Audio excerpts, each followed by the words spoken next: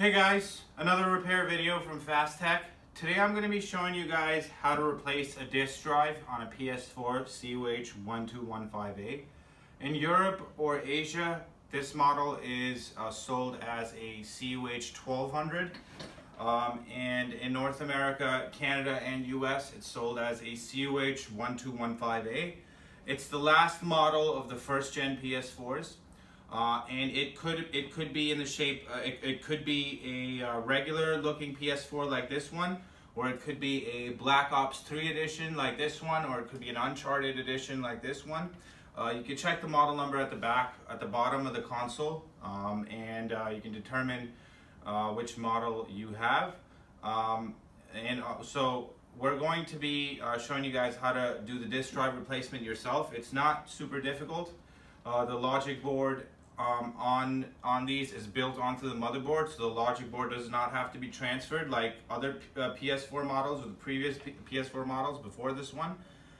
So it makes it relatively easier. All you have to do is connect the ribbon cables. There's no soldering, not much involved, there's not much to it. So yeah, let's start. Okay, so this is a Black Ops 3 edition CUH-1215A. Again, your console might not exactly look like this, but what's relevant here is the model number, which you can check over here at the back where it says model, and that should tell you what model number you have and if this video is right for you. So to get to the disk drive, we're gonna have to remove this bottom sticker here. This is the only sticker that needs to be removed. We can use a knife to gently peel that off. And be mindful that, I mean, these units don't have warranty anymore, but if you do remove this sticker, you're going to lose your warranty. But none of these units have warranty anymore from Sony. This Torx T8H screw is going to have to be removed. We sell this screwdriver on our website, so do check us out. I'm going to be putting a link in the description. Once that screw is removed, now this panel you can just take off by lifting the sides up like so. If you don't get it the first time, you can try sticking a knife on the side here, and that should release it like so. And now we have access to the console. Now this is the disk drive, this is what we're replacing, and the cables run all the way down under to the power supply. And to access those cables, we're going to have to remove the power supply here. And there's 2 Phillips screws and 3 Torx screws that we're going to have to remove.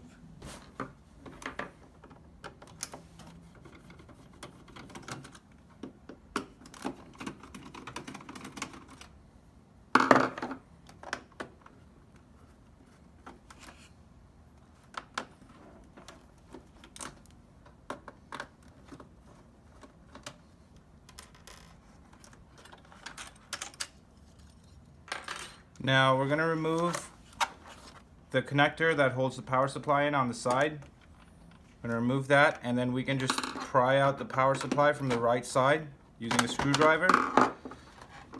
And then just lifting from the other side, and it should come out. Now these are the 3 cables that hold the disk drive in, connect the disk drive to the motherboard. And we're going to remove these cables. And there's 1 cable here on the side for the eject button. And we're going to simply, one of them has a clip that you can lift.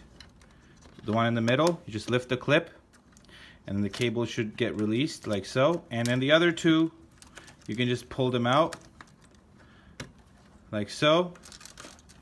And now we're going to remove the screws that hold the disk drive in place. There's 1, 2, 3, 4, 5, and one of them also holds the antenna cable in.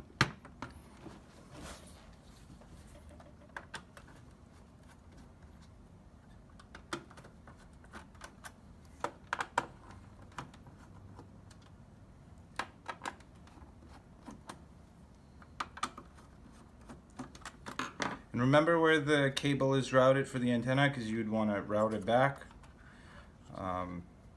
So take the antenna cable out. Take the cable out for the eject, and now the disk drive should be removed. just like that. We're gonna put that on the side, and we're gonna install our new disk drive in the console.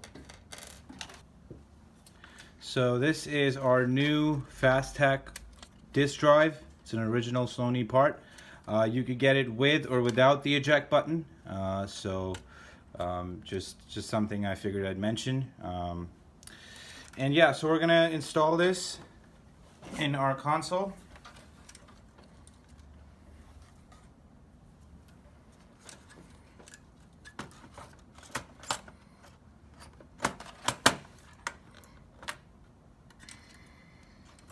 I'm gonna make sure it's flat in the front, sits properly, otherwise it's not gonna accept the discs.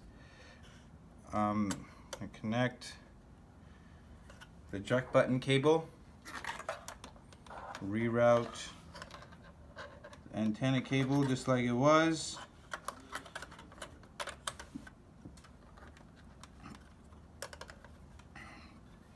And now we're gonna install the torque screws back in.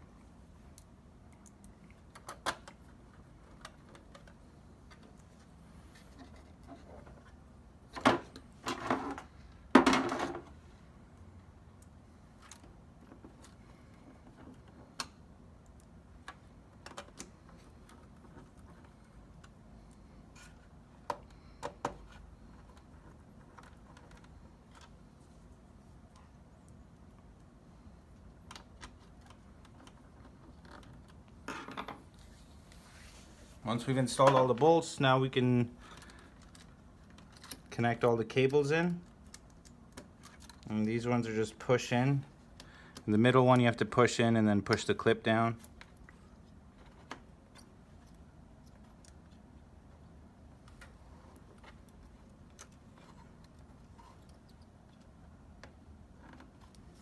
Once we have all the cables in, now we're going to install the power supply back.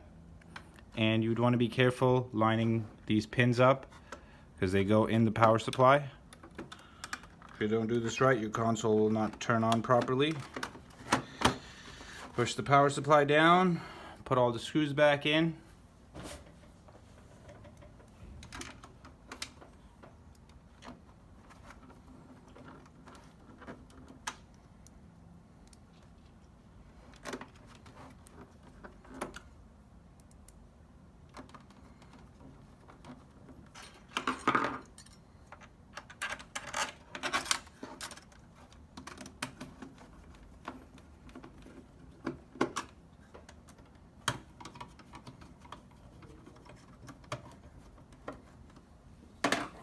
Okay, now we install the power supply back in. Everything's in. Now we can install the case back on.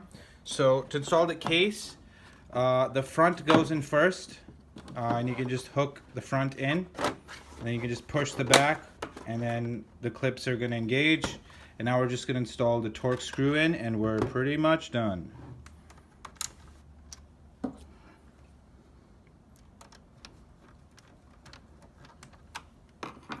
We're going to install the factory sticker back on. And we're done. Just like that. It was that easy. And we sell all the tools required to do this job on our website. We also sell the disk drive that you need. All our parts are original. So do check us out at www.fasttech.ca. And we'll see you in the next one.